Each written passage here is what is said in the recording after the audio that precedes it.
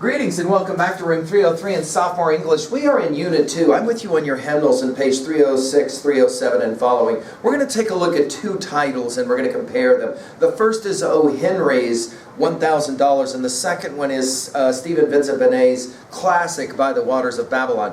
Both of these are actually classic texts. O. Henry, we'll get to in a moment. We'll talk a little bit about him. You probably will remember him from your freshman year of study when we did that classic story, Gift of Magi, about the girl who cuts off all her hair and sells it so she can buy her husband a fob or a chain for his pocket watch, and he sells his pocket watch so that he can buy his girl combs for her beautiful hair. And of course at the end of the story they have to realize that they have neither other than what they really have, which is love. Let's go to, however, on page 306. We're going to start it to be, hey, as sophomores, did you notice this? While we're always interested in what happens in the story, we're very interested in what happens at level 2B, the rhetorical level of our reading. In other words, not what the writer says, but how the writer says it. We'll begin right away by thinking about point of view. So let's take a look at this one. Now, hey, don't get confused. In 303, we talk about POVs as points of validation when we're writing. But we also talk in our analytical approach to fiction, we talk about point of view, POV. Here it's something different. POV, point of view, write it down at 2B. Perspective from which the story is told. Yes? Now we have fundamentally two different ways that we can have a story told for us. Okay?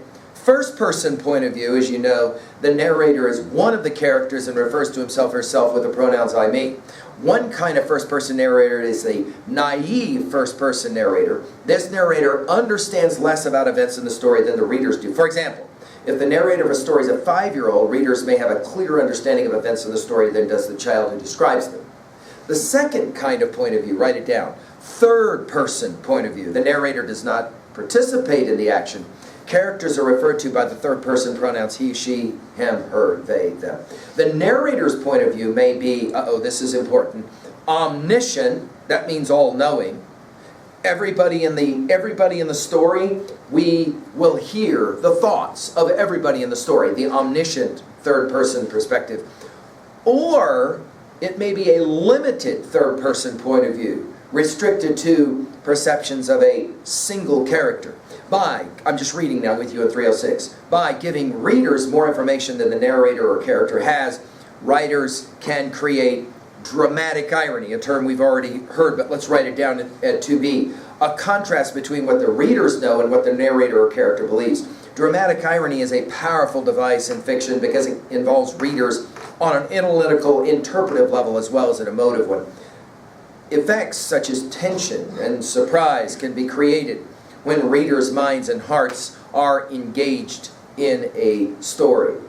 Compare the use of point of view and its impact on $1,000, the O. Henry text, and By the Waters of Babylon, the Stephen Vincent Benet text that we'll be working with, by using a chart like the one that's provided here. All right, let's turn now to the first of our two stories that we'll be comparing, $1,000. We're going to come back to O. Henry. As I said already, you met him in your freshman year with the Gift of Magi. Notice your dates, 1862 to 1910. A native of North Carolina, William Sidney Porter dropped out of school at age 15 and by his 20s had made his way to Texas. After working for more than a decade as a bank teller, he was convicted, perhaps unjustly, of embezzling bank funds. In prison, he began to write short stories and took on the pen name O. Henry. Upon his release from jail, O. Henry settles in New York City, where he became a full-time, hugely successful short story writer. He turned out nearly 300 tales, most of them featuring ironic twists of fate. So let's write this down. O. Henry stories often have an interesting or ironic ending. Here you could compare it 3A, the work of Sake. For example, we saw in Sake's Open Window and in our freshman year interlopers, we're familiar with this notion of the twist or the surprise ending. We're going to ask about this one as well. Now, in this selection, $1,000, you're going to have a young man, he's a New Yorker, he's going to inherit a small fortune, a whole bunch of money from his uncle, and he's going to have to make a choice about how he spends the money. It is a fair question to ask at 3B. Let's start there. If I were right now to be able to appropriate for you, I don't know, $5 million. $5 million. I just gave it to you, $5 million. What would you do with that? Would you keep it for yourself for a later point? Would you spend it all away right now? Would you give it away? And if you would give it away, who would you give it away to? Watch this one. What if all of a sudden somebody knocked on your door this afternoon and said, surprise, you have a long-lost relative you never knew about. And that long-lost relative is giving you $100 million. And you're kind of like, dude, am I like being punked right now? No, it's totally legit. There's a lawyer there to say, no, it's totally legit. And you're like, yes. Oh, wait, there's one small thing. Oh, no. What do I have to do to get the money? No. The money is yours. But here's the rules. You must give it all away. You can't spend one dime of it on your own. And you only have 1 hour to decide who you're going to give it away to, or all of the money will go to another charitable donation somewhere else. Time starts now. You have 60 minutes to figure out who you're going to give $100 million away to. How will you give this money away? What will you do with this money? We're going to play a very similar game here with the text, $1,000. All right, let's really focus again, one more time. We learned how to have somebody read to us when we were 6 years old in kindergarten. Our job is, again, preparing for our reading assessments that are coming, especially the ACT in our junior year. That's a 3-hour reading test, as we said. How well can you conquer monkey mind and follow the story? We said earlier, the best way I know how to do this is to find the reader's attitude, as we talk about it in 303. The reader's attitude. An attitude of what? Curiosity. Curiosity. Don't begin by going, oh, this is a dumb story, who cares? Begin rather with the attitude of, I wonder what's going to happen in this story. I've given you enough information to hopefully give you a little bit of curiosity. Now it's your job to read along and make predictions and inferences as we go. Here we go. O. Henry's $1,000. Let's see how well we do on this one, all right? $1,000 by O. Henry. $1,000, repeated Lawyer Tolman solemnly and severely. And here is the money. Young Gillian gave a decidedly amused laugh as he fingered the thin package of new $50 notes. It's such a confoundedly awkward amount, he explained genially to the lawyer. If it had been 10,000, a fellow might wind up with a lot of fireworks and do himself credit. Even $50 would have been less trouble. You heard the reading of your uncle's will, continued Lawyer Tolman, professionally dry in his tones. I do not know if you paid much attention to its details. I must remind you of one. You are required to render to us an account of the manner of expenditure of this $1,000 as soon as you have disposed of it. The will stipulates that I trust that you will so far comply with the late Mr. Gillian's wishes. You may depend upon it, said the young man politely, in spite of the extra expense it will entail. I may have to engage a secretary. I was never good at accounts. Gillian went to his club. There he hunted out one whom he called Old Bryson. Old Bryson was calm and 40 and sequestered. He was in a corner reading a book, and when he saw Gillian approaching, he sighed, laid down his book, and took off his glasses. Old Bryson, wake up, said Gillian. I've a funny story to tell you. 309. I wish you would tell it to someone in the billiard room, said Old Bryson. You know how I hate your stories. This is a better one than usual, said Gillian, and I'm glad to tell it to you. It's too sad and funny to go with the rattling of billiard balls. I've just come from my late uncle's firm of legal corsairs. He leaves me an even $1,000. Now, what can a man possibly do with $1,000? I thought, said Old Bryson, showing as much interest as a bee shows in a vinegar cruet, that the late Septimus Gillian was worth something like $500,000. He was, assented Gillian joyously, and that's where the joke comes in. He's left his whole cargo of doubloons to a microbe. That is, part of it goes to the man who invents a new bacillus, and the rest to establish a hospital for doing away with it again. There are one or two trifling bequests on the side. The butler and the housekeeper get a seal ring and $10 each. His nephew gets $1,000. You've always had plenty of money to spend, observed old Bryson. Tons, said Gillian. Uncle was the fairy godmother as far as an allowance was concerned. Any other heirs? Asked old Bryson. None. Gillian frowned and kicked the upholstered leather of a divan uneasily. There is Miss Hayden, a ward of my uncle who lived in his house. She's a quiet thing, musical, the daughter of somebody who was unlucky enough to be his friend. I forgot to say that she was in on the seal ring and $10 joke, too. I wish I had been.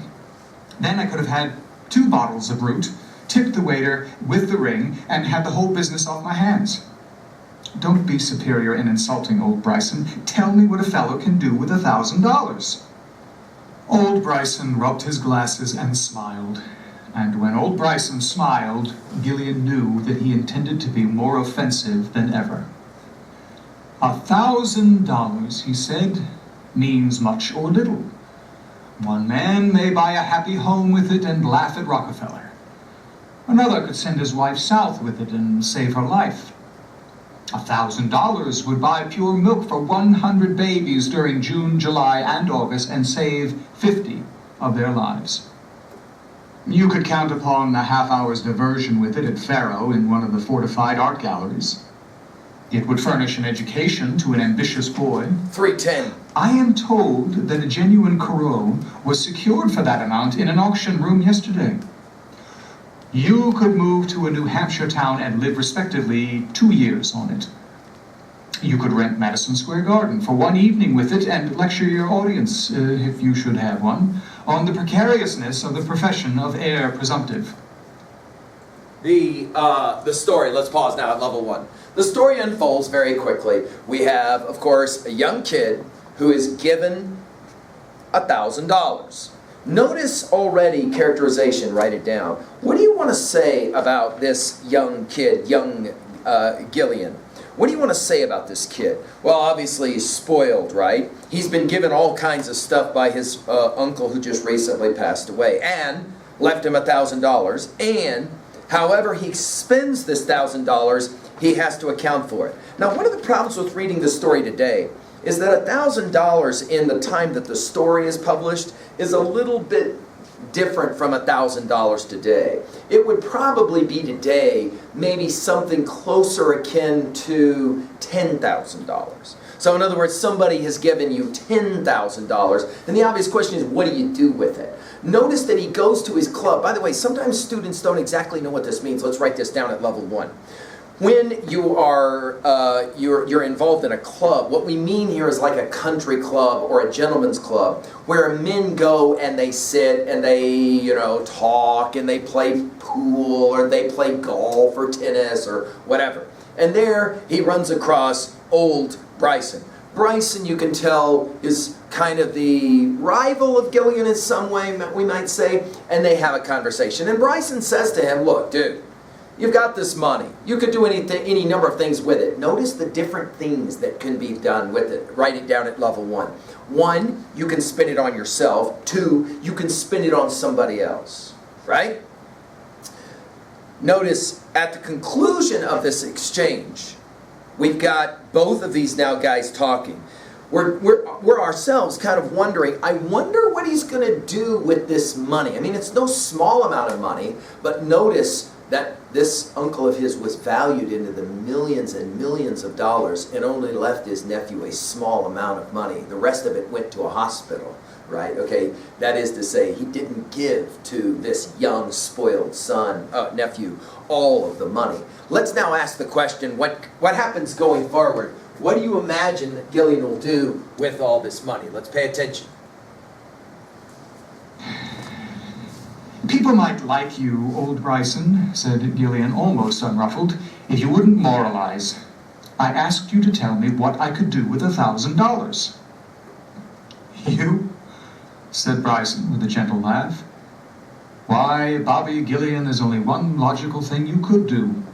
You can go buy Miss Lotte Laurier a diamond pendant with the money and then take yourself off to Idaho and inflict your presence upon a ranch. I advise a sheep ranch, as I have a particular dislike for sheep.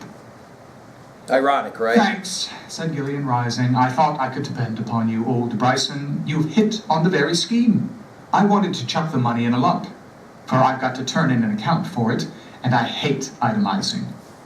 Gillian phoned for a cab and said to the driver, "The stage entrance of the Columbine Theater."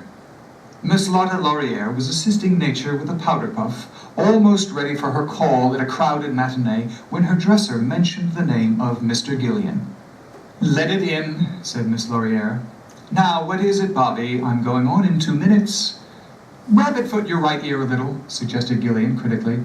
"That's better. It won't take 2 minutes for me. What do you say to a little thing in the pendant line? I can stand 3 ciphers with a figure 1 in front of them." "Oh, just as you say," caroled Miss Laurier. "My right glove, Adams. Say, Bobby, did you see that necklace Della Stacy had on the other night? $2,200 it cost at Tiffany's. But, of course, pull my sash a little to the left, Adams. Miss Laurier for the opening chorus," cried the call boy without.